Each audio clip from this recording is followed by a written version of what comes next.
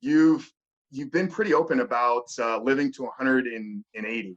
I think you wrote Living to about at it. least 180. At Don't least. shortchange me, man. Oh, so at least. Okay, so this is gonna probably answer my question then. Is how did you land on that number? Well, I actually think it's a very conservative number. So today, the best we can do is 120. There's people 122 years old right now. Not very many. But let's see. When they were born, we didn't have cars. We fought World War I with cavalry still. Didn't have airplanes. Couldn't spell DNA because I hadn't invented it yet. Didn't know what ATP was. Didn't have antibiotics. Wow. And they made it to 120.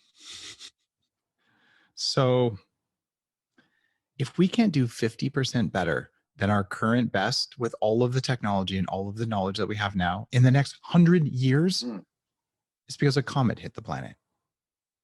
It's inevitable. It's not even that hard when you think about it over those timeframes, how much the world has changed.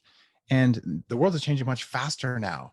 The fact that you and I can have this conversation without having to fly somewhere on a transcontinental flight that took 12 hours with prop propellers and the way we would have done this in the 1970s. Holy crap, this is a miracle what's happening right now. The fact that you and I can go to PubMed and we can do more research in 1 minute than a professor could do in a month at a library at Oxford 40 years ago. This is happening. And I have been active in the anti-aging nonprofit field for more than 20 years.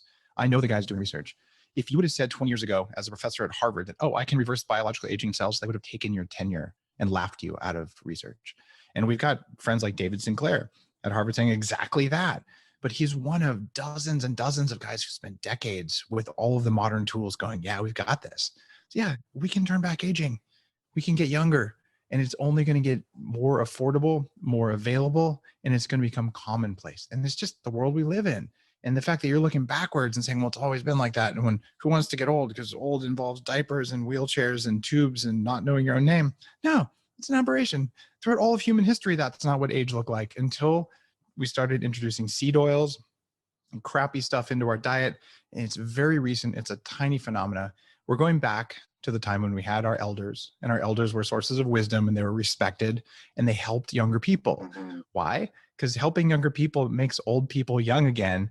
And when young people talk to old people, they don't make the same stupid mistakes that young people always make. And that's how society is supposed to be. So we're doing that with anti-aging. It's inevitable. It's a 180. It's conservative. That's why it's at least 180. It's only 50% better than we can do now. And I got 100 years to